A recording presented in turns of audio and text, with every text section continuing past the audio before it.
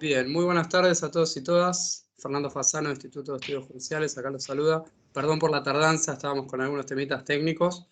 Y bueno, nada, quería saludarlos de parte del Instituto y pedirles las cositas de siempre, mantener silenciados los micrófonos, participar a través del chat durante la exposición o bien desactivar el micrófono y participar finalizada la exposición.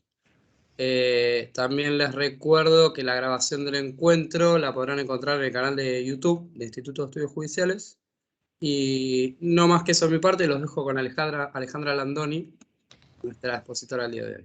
Alejandra, es tu espacio. Hola, buenas tardes. Muchas gracias. Gracias por la presencia de ustedes.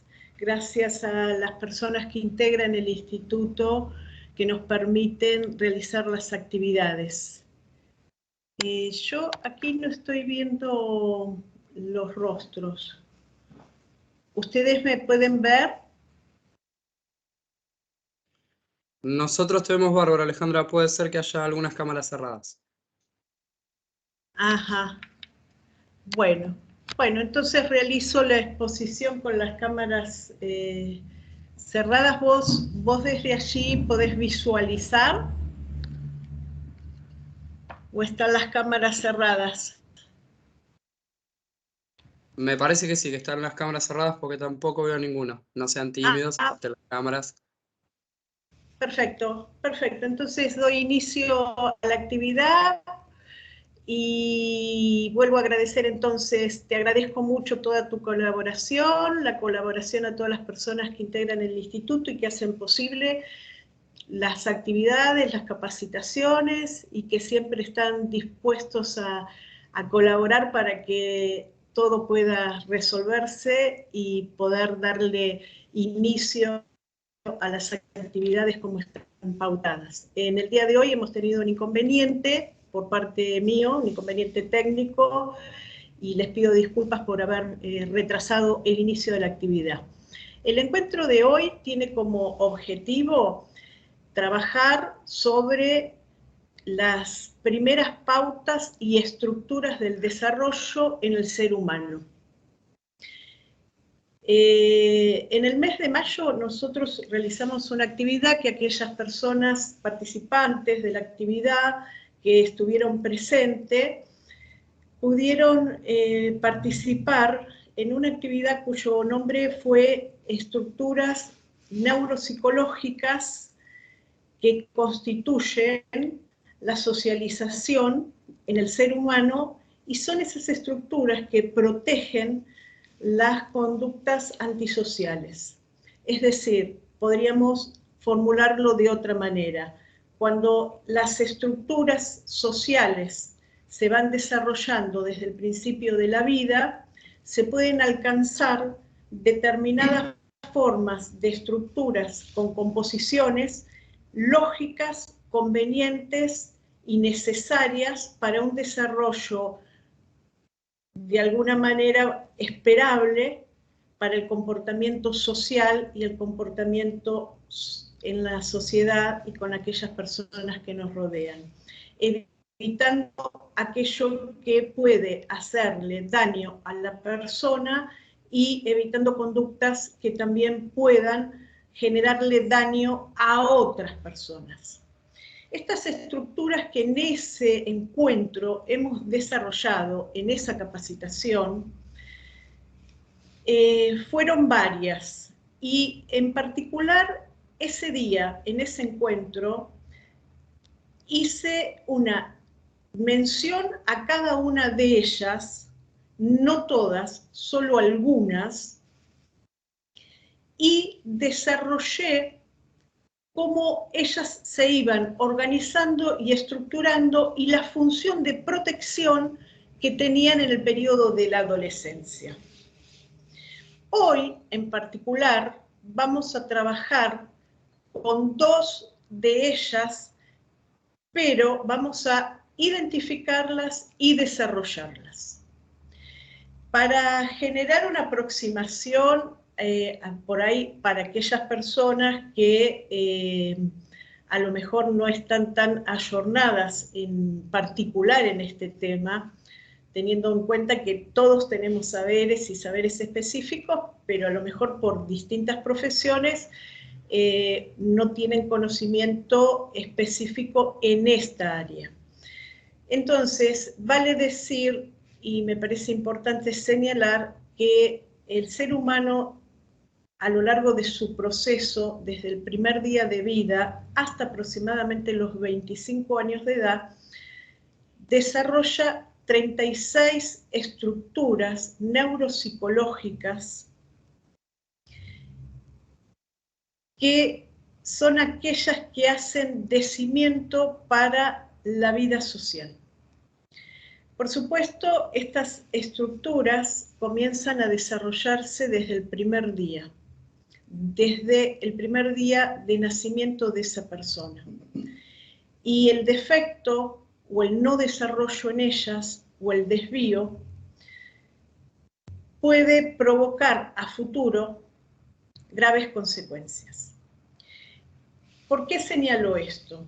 Porque generalmente cuando hablamos de conductas antisociales en la adolescencia, pensamos que son conductas que se desarrollaron en ese periodo. Y quiero dejar expuesta la siguiente idea. Las conductas antisociales que se observan y que se producen en el periodo de la adolescencia no son una consecuencia directa de ese periodo, sino son una consecuencia del desvío o la no formación o no construcción del desarrollo de los años anteriores, es decir, de las niñeces. Por eso es tan importante prevenir y proteger la niñez. Porque si queremos adolescentes que puedan planificar su vida, adolescentes que puedan desarrollarse vocacionalmente, elegir una vocación, una profesión, insertarse laboralmente, sentir satisfacción y agrado en la relación social con otras personas y tener una actitud valorativa hacia su propia vida y hacia la vida de las demás personas, necesitamos tener niños sanos, niños cuidados, niños protegidos. ¿Y protegidos por quiénes? Protegidos por la familia, que tiene una función que es intransferible, el Estado y las instituciones. Para tener y lograr que los niños puedan obtener un desarrollo esperable, cognitivo, emocional, intelectual, social, valorativo, ético y moral, es necesario que a lo largo de todo el periodo de su niñez desarrollen estructuras esenciales para que cuando lleguen a la adolescencia puedan continuar desarrollándose y sobre ellas adquirirse nuevas estructuras. Pero digo sobre ellas. Si yo traspolo este ejemplo a la arquitectura, desde la arquitectura psíquica a la arquitectura psicológica, mental, cognitiva, emocional de un ser humano, debería decirlo de esta manera. Si no hay bases y columnas sólidas, no podemos construir paredes, no podemos construir un edificio. Entonces, en la adolescencia no van a poder construirse nuevas estructuras si no encuentran los cimientos adecuados que tuvieron que desarrollarse en el periodo de la niñez. Es aquí donde nos encontramos con la necesidad de pensar en programas de inserción social, de socialización y contención para los jóvenes, desde una plataforma general a lo particular e individual de la vida de cada persona. ¿Por qué? Porque si queremos generar programas serios, programas que verdaderamente cumplan la función, debemos conocer a cada uno de esos jóvenes adolescentes que están en dificultad y que en algunas ocasiones delinquen. Pero para ello necesitamos emplear mediciones, técnicas, entrevistas, en un proceso de evaluación permanente y que inicialmente, para establecer un diagnóstico y poder detectar qué áreas no se han construido, qué estructuras no se han alcanzado, o cuáles se han construido, pero se han construido de manera defectuosa, de manera insuficiente o con alteraciones. En cada una va a ser diferente. Entonces, pudiendo ver las diferencias interindividuales, pudiendo observar y conocer qué es lo que se construyó, qué es lo que no se construyó, en dónde se detuvieron, a partir de la observación y el conocimiento de cada uno, podemos establecer un programa dirigido para esas necesidades particulares individuales de esa persona, aun cuando haya un programa general, pero dentro de ese programa general tenemos que atender lo particular, porque hay personas con muchas posibilidades de recuperación y hay personas que por determinados detrimentos y por la no construcción de determinados cimientos cognitivos, estructuras psiconeurológicas, cognitivas, mentales, emocionales, que no se han construido, quizás no puedan recuperarse. Y esta es una diferencia necesaria, importantísima, que tenemos que poder establecer. Dicho esto, voy a comenzar por dos estructuras. Dije antes que tenemos más de 36 estructuras y es propósito del año lectivo 2022 poder desarrollarlas a modo de capacitaciones con algunos intervalos entre una y otras, pero poder durante el transcurso de ese año poder desarrollar todas. Hoy vamos a comenzar con dos que se desarrollan de 0 a 3 años. Y tienen muchísima importancia porque estas dos estructuras son la base de la primera socialización, los primeros comportamientos esperables y la base del pensamiento simbólico y representativo. Ese tipo de pensamiento es un pensamiento que hace que la persona pueda planificar conductas, pueda detenerse antes de actuar, pueda considerar la acción que va a ejecutar y pueda relacionarla con un acto valorativo de la misma. Pero esta valoración no comienza en la adolescencia. Vuelvo a decir, fíjense, en este momento vamos a desarrollar dos que comienzan desde el primer día, desde el nacimiento de esa criatura humana, a los 3 años. Y luego de los 3 continúa desarrollándose, ampliándose y sobre ellas se generan nuevas estructuras.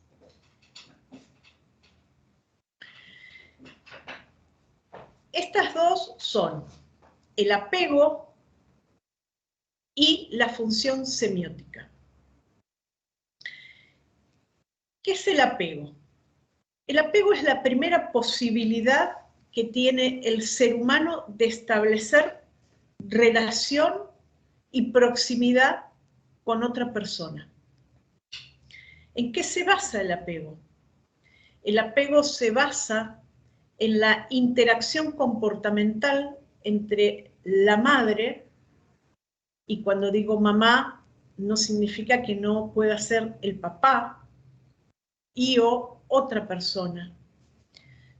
Hablo de función, quien ejerce la función de protección, quien ejerce la función de cuidar y proteger el desarrollo físico, psicológico, moral, social de esa criatura. Quien es la persona responsable de brindarle todo lo necesario para que esa persona pueda desarrollarse en los modos esperables. Pero para ello se necesita comportamientos adecuados de la persona que está a cargo de esa criatura. Comportamientos emocionales adecuados, comportamientos valorativos, darle el valor a esa vida humana, el valor que esa criatura tiene como tal, y saber que sus conductas tienen consecuencia en la vida de esa persona. Y esto es muy importante porque a veces pareciera raro en estas épocas decir esto, pero en muchas ocasiones, muchas personas que están a cargo de los bebés, de los recién nacidos, no conocen el valor de sus acciones y las consecuencias de sus acciones sobre la vida de esas criaturas. Vuelvo al apego. El recién nacido trae consigo un equipo que llamamos congénito, en donde obviamente cuenta con lo que llamamos memoria filogenética, entre otros aspectos que hoy no voy a mencionar. En aquello que hace a lo filogenético intervienen los reflejos. Hay varios reflejos, entre ellos el reflejo de succión, que es el que le permite al bebé poder succionar y conectarse para la alimentación con la mamá, ya sea con un biberón o con el pecho materno. Otro de los reflejos es el reflejo palmar, de prensión palmar. Ese reflejo es el que le permite al recién nacido poder asir, por ejemplo, el dedo de la madre. Es el reflejo que le permite, por ejemplo, apoyar su manito sobre el pecho de la madre. Eso en el primer mes y en el segundo. En el tercero y cuarto mes quizás ya toma hasta la prenda de la mamá o juega hasta con el pelo de la mamá. Ahora bien, esto no es una acción voluntaria, esto es un acto reflejo, es uno o dos en esta ocasión, estoy mencionando dos, no son los únicos reflejos, hay otros como el reflejo de Moro, el reflejo de Marcha, hay varios reflejos, pero para este objetivo del encuentro de hoy me centro en estos dos, el reflejo de succión y el reflejo de prensión palmar, porque son los dos que le permiten a la criatura humana, desde ya una memoria genética y desde un esquema de acción, poder conectarse con otra persona. Pero esos reflejos van a pasar alrededor del tercer mes a ser movimientos voluntarios, es decir, ya a los 3 meses de vida, el niño empieza a poder darse cuenta que hay una persona que satisface sus necesidades emocionales, sus necesidades físicas, y que con ella puede interactuar. Entonces dejan de ser reflejos automáticos para pasar a ser reflejos voluntarios, acciones voluntarias. Pero para que ello suceda, tiene que haber comportamientos amorosos de intercambios con el medio externo, que en los primeros meses están representados por la persona que lo cuida, por la persona que se hace cargo de la vida de ese niño y el resto del grupo familiar, pero fundamentalmente quien cumple la función materna. Y estos intercambios amorosos de buena disposición de la persona que cuida o de la mamá, quien cumple esa función, son los que van estimulando el deseo del niño o de la niña de poder seguir queriendo relacionarse con el medio externo. Es así como esas acciones se van a ir ampliando al gateo, a la marcha, a la búsqueda de la aproximación con otras personas a través de los medios que el bebé, de acuerdo al periodo o trimestre de vida, primer trimestre, segundo trimestre, tercero, se encuentre, va a contar con diferentes medios. Al principio, explora, succiona a partir del reflejo oral, el reflejo de la succión a partir de la boca como órgano y el reflejo de succión, que es lo que le permite mantener el acercamiento. Ahora, ¿qué importancia tiene esto? No es solo la importancia de la alimentación. Está comprobado, bajo muchos estudios de psicólogos experimentales, dentro de la psicología experimental llevada a cabo con médicos especializados, neonatólogos y psicólogos especializados en el área, que un niño resiste más días sin alimentarse que sin afecto. Es esta observación que llevó a algunos investigadores a estudiar lo que en este momento estamos desarrollando, el apego.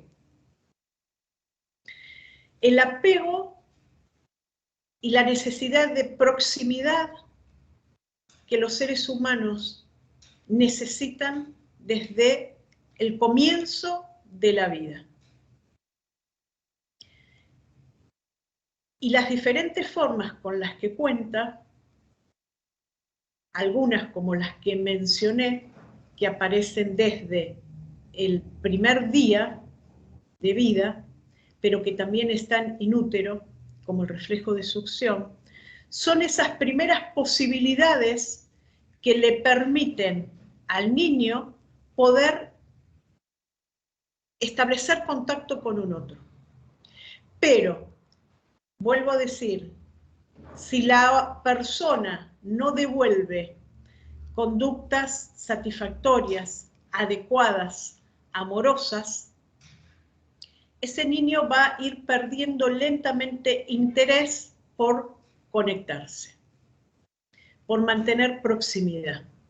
El niño también cuenta, digo el niño, la niña, también cuenta con el llanto como un medio de comunicación, un medio primario de comunicación para expresar algo que le pasa, bien desde el interior de su cuerpo o desde el exterior.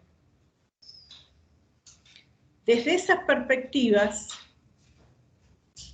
hay una relación directa a aquella conducta que la madre va a realizar a partir de lo que observe, a partir de la observación y respuesta que pueda darle al llanto como llamado de ella, llamada a asistir a ese niño, a esa niña. Ahora, ese llanto lentamente va tomando diferentes significaciones. Y ese también va a ser un medio, es un medio primario de comunicación inicial que perdura los primeros meses de vida. Luego aparecen vocalizaciones, fonemas, y al final del primer año, quizás las primeras palabras. Alrededor de los 2 años, combinación de palabras, palabras, frases. Ahora bien, acá vuelvo a centrarme en la misma conceptualización.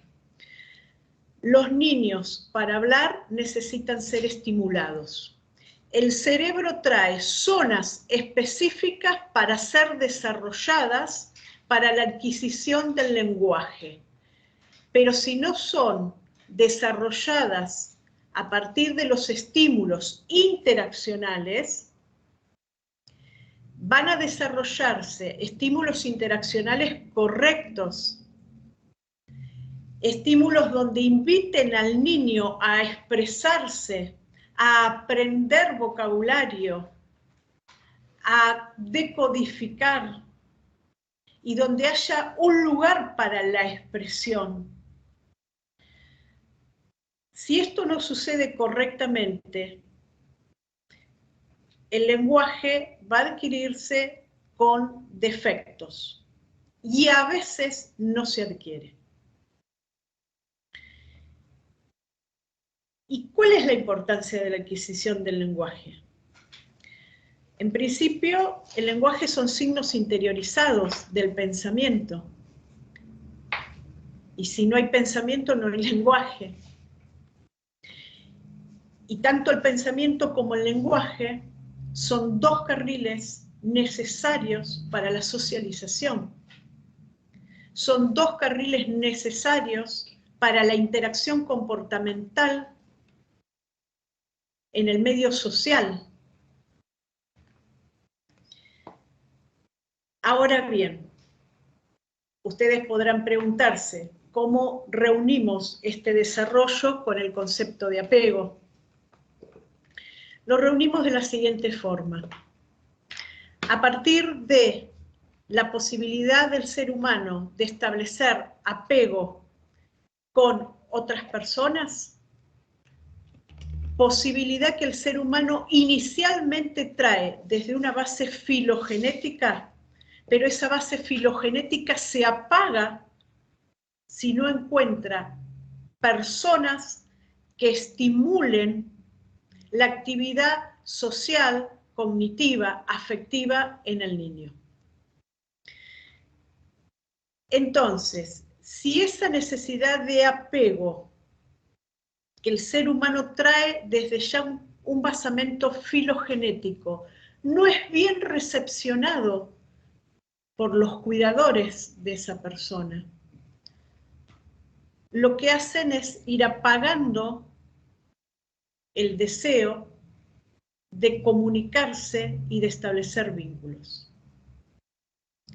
Y ante esto encontramos 2 reacciones a futuro.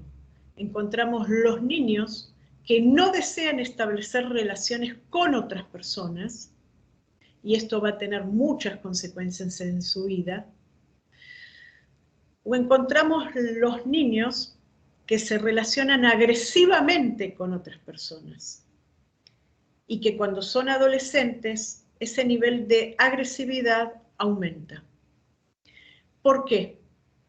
Porque no han encontrado los medios y las estructuras del pensamiento, las estructuras del lenguaje, las estructuras sociales, para poder planificar su relación al medio poder hacer acciones y dirigirlas correctamente para el logro de sus objetivos, o simplemente para establecer un contacto amoroso con otro ser humano.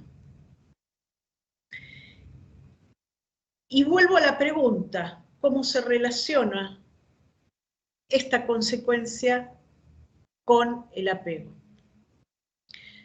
Se relaciona porque, si bien de 0 a 3 años el niño tiene la posibilidad, a través del reflejo de succión, el reflejo palmar, a través de la marcha, a través del gateo, a través del llanto, a través de las primeras palabras, generar un dispositivo de acercamiento al otro, también tiene que encontrar otras personas, adultos, responsables de la vida de él, que generen intercambios adecuados con él.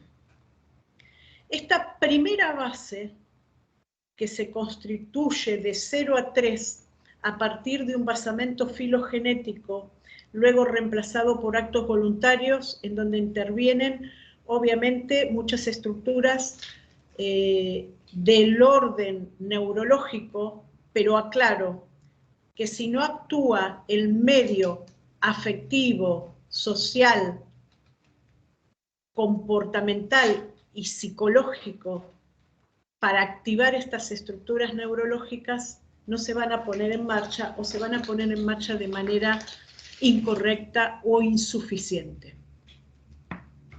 Es decir, no son programas que se abren solo, haciendo una analogía con los programas en la compu, no son programas que se abren solo.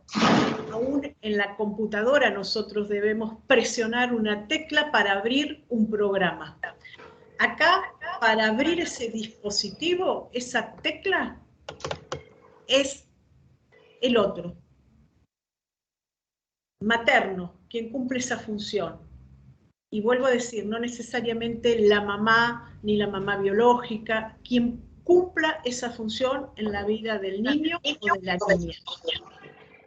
Bien, cuando desarrollamos actividades estructurales, si bien acá estoy señalando las primeras que vienen desde un basamento de memoria filogenética y luego pasan a actos voluntarios a través de estructuras neuropsicológicas y en los intercambios adecuados con los otros, podríamos decir que a partir de los 3 años, este primer desarrollo es el primer desarrollo social sobre la base del apego, que va a generar un aumento cuantitativo y cualitativo que va a ser muy observable en las posteriores conductas sociales y recursos que el niño o la niña cuente en los años posteriores. Esto, por supuesto, lo vamos a ver en la próxima capacitación, como dije antes, ya en el 2022. Pero sí quiero dejar en claro que si no se establece esta primera base de contacto, proximidad, interaccional entre el recién nacido y el cuidador o cuidadora, dándole la oportunidad de mantener la proximidad y de esta proximidad generar registros, recuerdos placenteros de la relación con otras personas. A partir de los 3 años, las estructuras que se tendrían que apoyar sobre esta primera lo van a hacer con defecto. Paso a la segunda estructura, de la cual hoy teníamos como objetivo desarrollar. Desarrollamos recién, de alguna manera y de una forma de modalidad en síntesis, la de apego, y ahora voy a mencionar la del desarrollo semiótico. En relación a esto, también está relacionado con el apego. Porque, ¿qué quiere decir? Este desarrollo, este segundo desarrollo social, es un desarrollo que tiene como componente y como base también la función del apego. Y comienza a través también de las primeras relaciones que el niño o la niña, el recién nacido, durante el primer año de vida, el segundo año de vida, el tercer año de vida, puede establecer con las demás personas. Esta segunda estructura tiene subcategorías. Las subcategorías son el proceso de imitación en acto, el proceso de imitación diferida, el dibujo y el lenguaje. Construidas estas categorías, podríamos decir que como resultado, al finalizar los 3 años de edad, encontramos la posibilidad de que el niño adquiera el pensamiento representativo, que es la base del pensamiento simbólico. ¿Y cuál es la importancia de este pensamiento? El pensamiento simbólico tiene la posibilidad de reconocer símbolos, signos que se encuentran ya interiorizados a nivel de la memoria y del pensamiento y que generan un reconocimiento. Y a la vez, a partir de que puedo reconocerlos, puedo otorgarle un valor representativo y un acto valorativo a ese símbolo. Ético y moral, porque a mí ese símbolo me va a representar el valor de. Si yo no adquiero ese pensamiento, es muy difícil que pueda darle valor a determinadas acciones, a determinadas representaciones, respetar determinados símbolos o simbología. Para ello debo contar con bases, y bases de un pensamiento representativo y bases de un pensamiento simbólico. Ahora, las bases se adquieren de 0 a 3. ¿Y qué estructuras son las que hacen de función? ¿Qué estructuras son las que hacen de cimiento y de columna? Las mencioné antes. La primera es la posibilidad de la imitación. La imitación en acto, para hacer un ejemplo sencillo, es cuando el niño puede imitar el movimiento de un perrito en presencia de él. O dice chau, cuando movemos la mano, le mostramos y decimos chau, saludamos, y él repite el mismo gesto. La imitación diferida es cuando puede imitar un acto o una conducta, pero cuando ya no está en presencia de ese objeto. Es decir, esto ya nos indica que hay recuerdo, empieza a haber recuerdo de ese objeto y de esa primera conducta.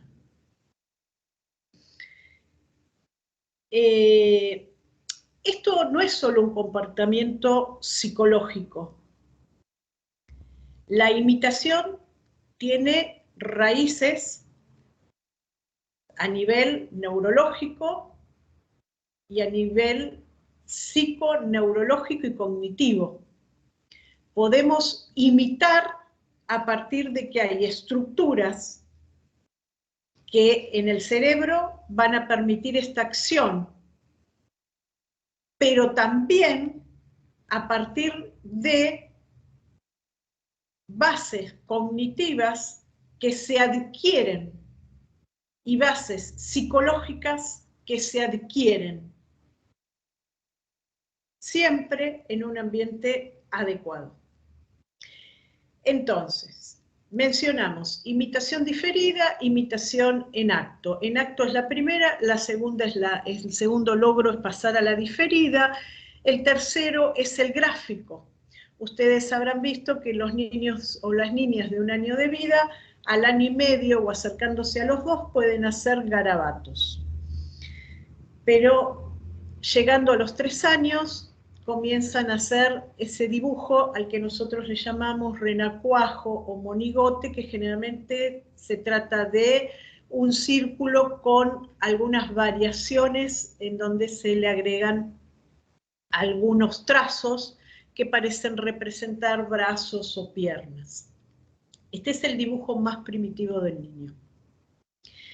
A partir de los 3 años, en evolución del grafismo, el niño comienza a querer expresar intención en ese dibujo. Y es por eso que cuando hacemos algunas evaluaciones, tenemos en consideración que antes de los 3 años no podemos tomar el dibujo como una prueba valorativa. Y a partir de los 3 años podemos tomar el dibujo como un elemento de valoración y de evaluación.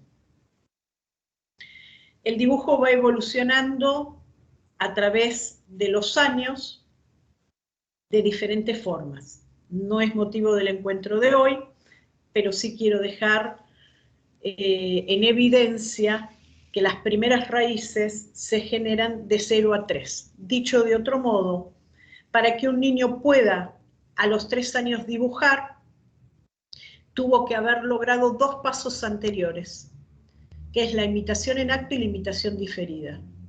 Y luego, para que un niño pueda comunicarse y pueda comunicar ideas y pensamientos, que es aquello que conocemos bajo el nombre de socialización de la acción, que es un componente que ya a los 3 años los niños cuentan con ello, y es muy importante para el valor diagnóstico, no solo para el valor de poder evaluar el desarrollo cognitivo y psicológico de ese niño, sino, por ejemplo, cuando suceden abusos sexuales.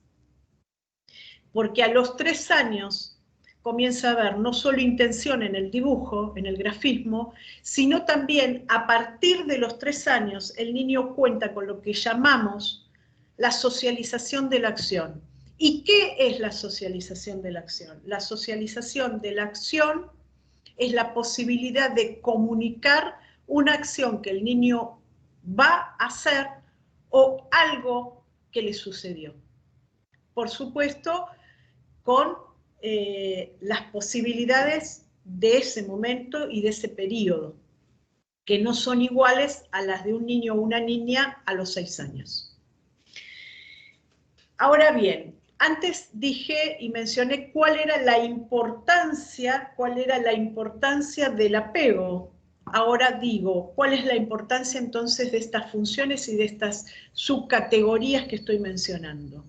La importancia es radical, porque sin estas construcciones no va a haber pensamiento representativo. En consecuencia, empieza un detrimento en la vida del desarrollo simbólico del desarrollo evolutivo en ese niño. Cuando llegue a la adolescencia, va a haber falla y confusión entre los símbolos y los signos. Va a haber falla en el proceso simbólico.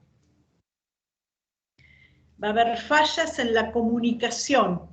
Va a haber fallas en la planificación. porque para planificar, que es una de las funciones que en el encuentro del mes de mayo, que para quienes estén interesados pueden recurrir, porque el instituto la ha subido, la grabación de la misma.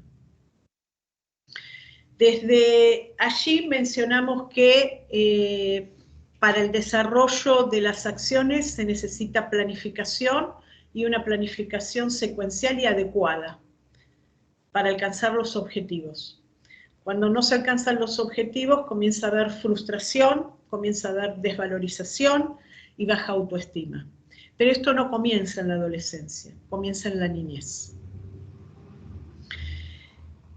Entonces, aquí, en esta función que estuvimos ahora desarrollando, con estas subcategorías, las 4 que he mencionado, son bases del pensamiento representacional, son bases del pensamiento simbólico y son bases de la posibilidad de pensar en la abstracción.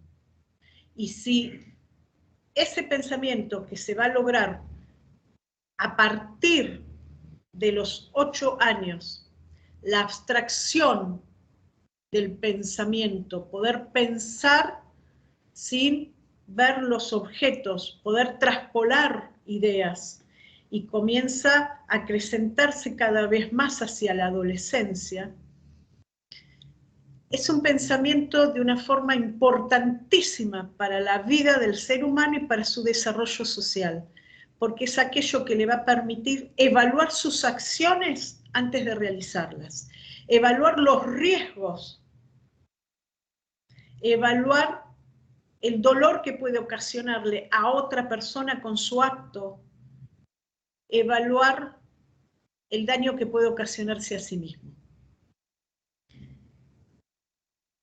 Pero, si bien adquiere este tipo de pensamiento un despliegue muy importante en la adolescencia, no lo va a alcanzar si de 0 a 3, en estas 2 estructuras que acabo de desarrollar, se han desarrollado defectuosamente o de modo insuficiente o no se han desarrollado. Y ambas en interrelación.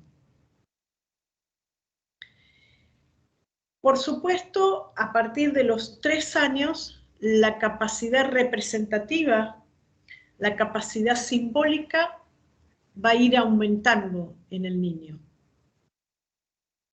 Es de ahí que justificamos el juego imitativo en el niño, cuando se disfrazan y ellos creen que porque ahora son portadores de tal